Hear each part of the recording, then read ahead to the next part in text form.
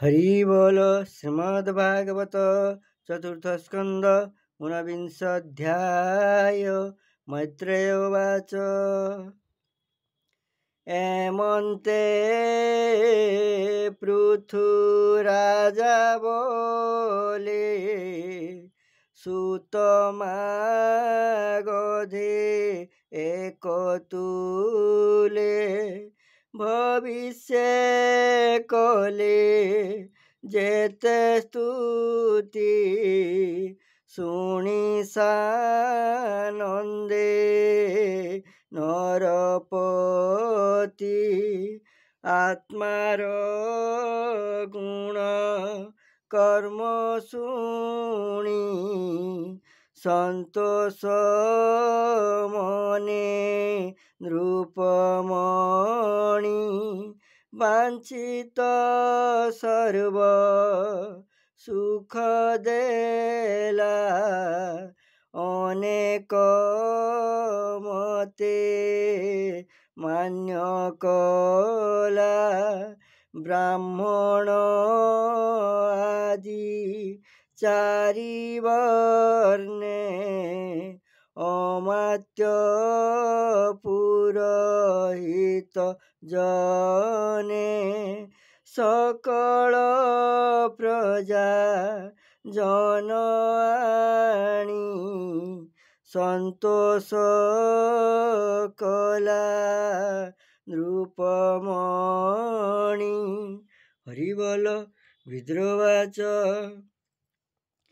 केमन्ते गरु रूप धरी क्षीरस्रविला वसुंधरी स्वभावे से बहुरूपिणी केबा महिमा तार जानी स्वभावे से अनंत रूपी विषम रूपे अछि व्यापी ताहाकु केमन्ते दुहिला दोहने बसा के होइला स्वभावे शरीर विषम केबा ताहाकु कला सम कि अर्थे अश्वमेध कला इंद्र किं पाई अश्वनेला सनत कुमारंक मेले ब्रह्म संपादी केते काले तांक तहु ज्ञान पाई पशिला निज तेज जाई जे ब्रह्म परम कारण अशेष जीव परित्राण कि अर्थे प्रभु नर हरि जगते पृथु रूप धरी सुपुण्य कथा विचारिले सुजस जगते रखिले से कथा कह मुनि मते मुतर सेवक उचिते तहिर कह प्रतिकार भमुनि नमु तपयर विष्णुर कथा पुण्यसार जा शुणी निस्तरे संसार जाहार नाम गुण जस निगमे करन्ति विश्वास केमन्ते पृथु रूपे हरि दोहन कले वसुंधरी। हरिबोल। सुतवाच। एमंत विदुर वचने मैत्रेय शुणी तोषमने प्रशंसी विदुर वचन कहे पराशर नंदन। हरिबोल। मैत्रेयवाच। शुण विदुर एक मने पृथु कुमिली विप्रजने जन पर जाए कमेले आनंदे अभिषेक कले सकले मिली एक दिने मिलिले पृथु सन्निधाने।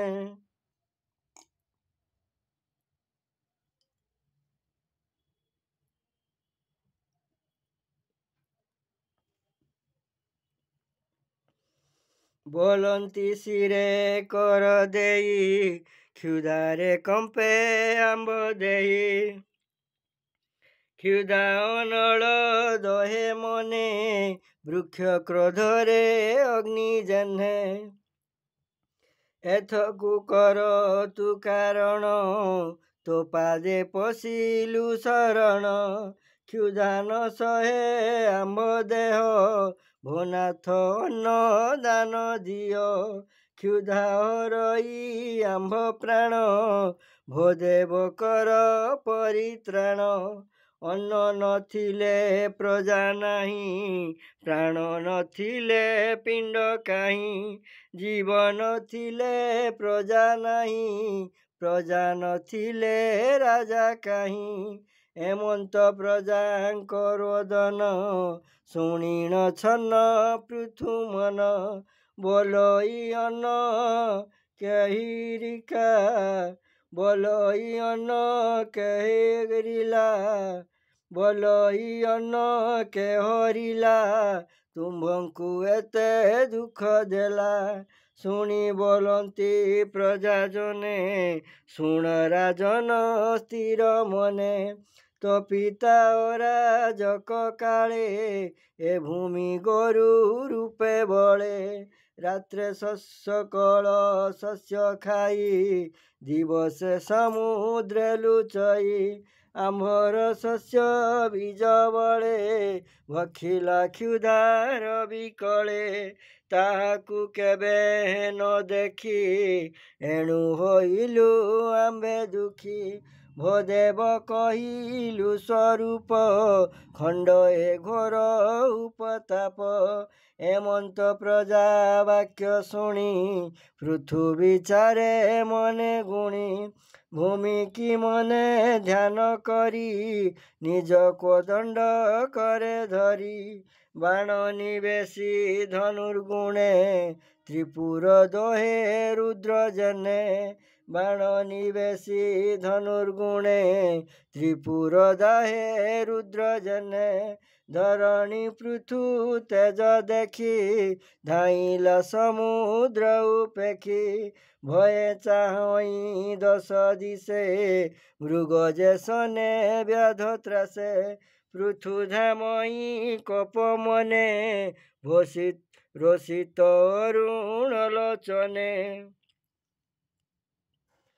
ସରସନ୍ଧାନ ଧନୁ କରେ ଭୂମିକମ୍ପଇ ପାଦ ଭରେ ଯେଣେ ପଳାଏ ବସୁନ୍ଧରୀ ପୃଥୁ ଧାମଇ କୋପ କରି ଦିଗ ବିଦିଗ ଭୂମି ଶୂନ୍ୟେ ପ୍ରତାପେ ମିଳିଲେ ଗଗନେ ପୃଷ୍ଠେ ଚାହନ୍ତେ ପୃଥୁ ଦେଖେ କେବା ଅବନି ପ୍ରାଣ ରଖେ ଦେବୀ ଲଭିଲା ତ୍ରାସ ମନେ ଋତୁର ଭୟେ ପ୍ରାଣୀ ଜାନେ ଚଳି ନ ପାରି ଦୁଃଖ ମନେ ମିଳିଲା ପୃଥୁ ସନ୍ନିଧାନେ ଭୟେ କମ୍ପଇ ବସୁନ୍ଧରୀ ପୃଥୁ ଚରଣେ ନମସ୍କାରୀ ନ ଦେଖି ନିଜ ପରିତ୍ରାଣ ବିନୟେ କହିଲା ବଚନ ତୁ ମହାଭାଗ ଧର୍ମବେତ୍ତା ଭୂତ ବତ୍ସଳ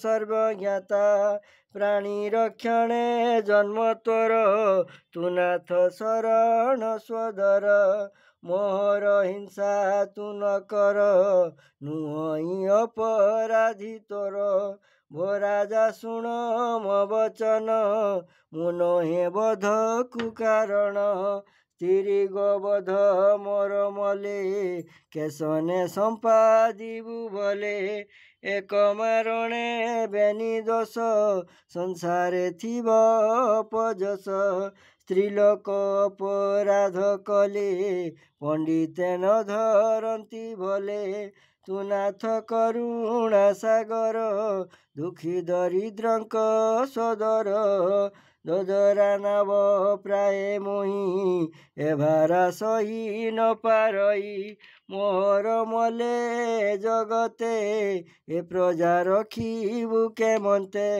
ଅଶେଷ ଜୀବ ବାରାଭର ଧରିଛି ମୋହର ଶରୀର ଏମନ୍ତ ବନି ବଚନେ ପୃଥୁକ ହୋଇ କପ ମନେ। ହରିବୋଲ।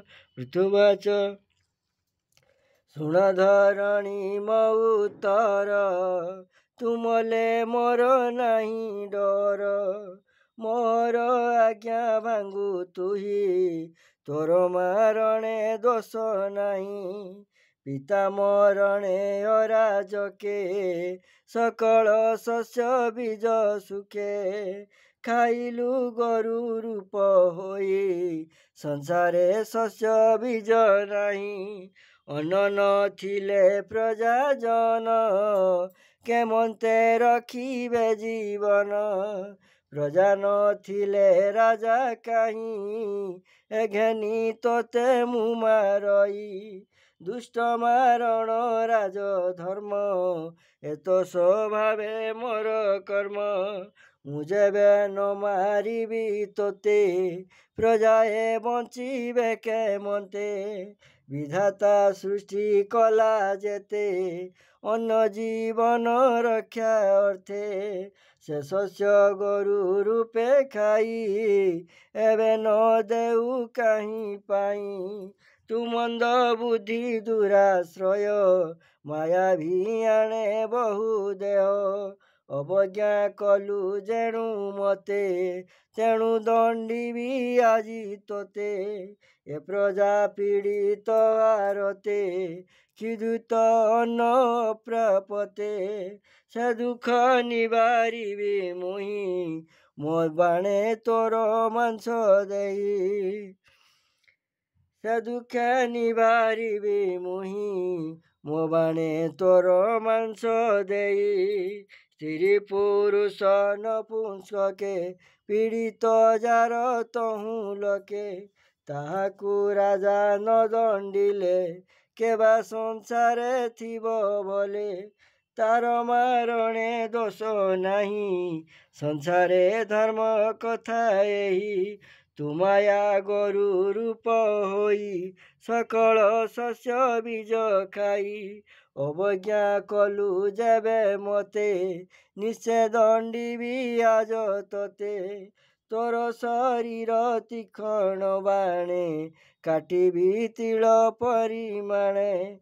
ବାଣେ ତୋର ପ୍ରାଣ ହରି, ମୁଁ ଏବେ ଆତ୍ମଯୋଗ କରି।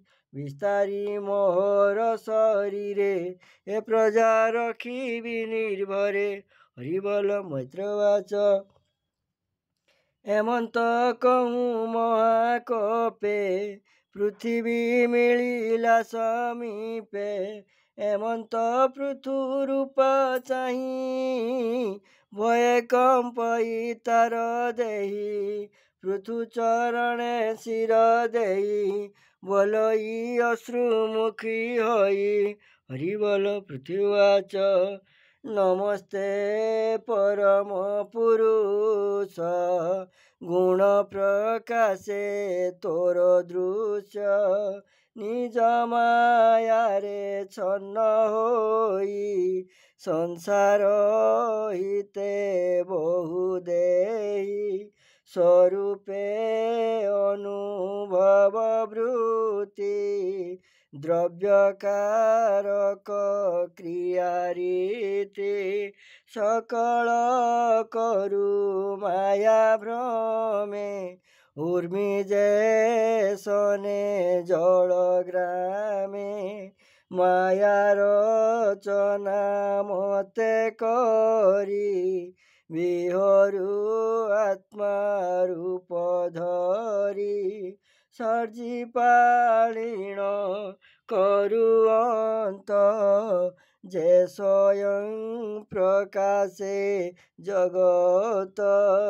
ଏ ସର୍ବ ତତ୍ତ୍ୱ ଭେଦ କରି, ସେ ପୁଣି କରେ ଶସ୍ତ୍ର ଧରି। ସେ ମତେ ମାରିବାର ସଧେ, ଧାମହିଁ ଉଦ୍ୟତ ଆୟୁଧେ। କେବାର କ୍ଷଣେ ଅଛି ମୋର, ତୁ ନାଥ ନ କରୁ ବିଚାର।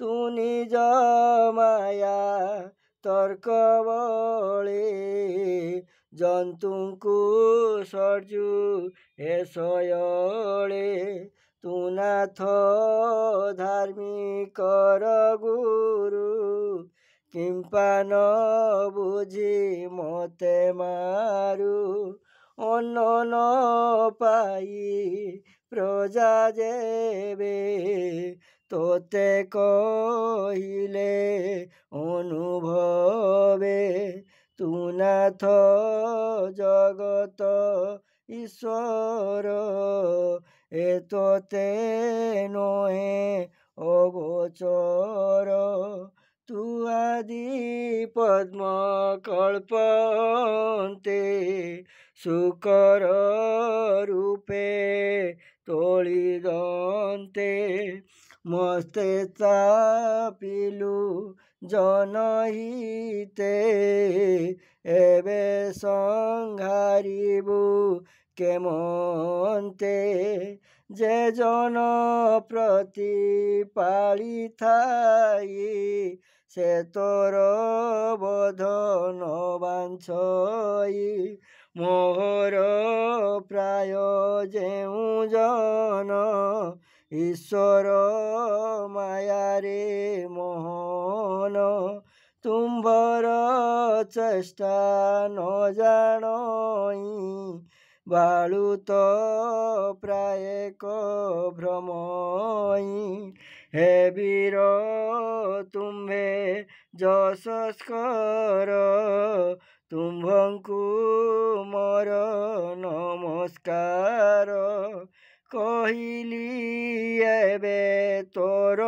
ଇଚ୍ଛା ଯେମନ୍ତେ କର ତୋର ବାଞ୍ଛା ତୁ ନାଥ ଜଗତ ଈଶ୍ୱର ଏ ମତେ ନୁହେଁ ଅଗୋଚର ପୃଥିବୀ ପୃଥୁର ସମ୍ବାଦ ଶୁଣନ୍ତେ ଖଣ୍ଡଇ ପ୍ରମାଦ ଚତୁର୍ଥ ସ୍କନ୍ଧେ ଭାଗବତେ ଭାଷା ପ୍ରବନ୍ଧେ ଜନହିତେ ଶ୍ରୁତି ବଦନେ ଶୁଣି ଭଣି ଭବ ସଂସାରୁ ତୋରେ ପ୍ରାଣୀ ବୋଲଇ ବିପ୍ର ଜଗନ୍ନାଥ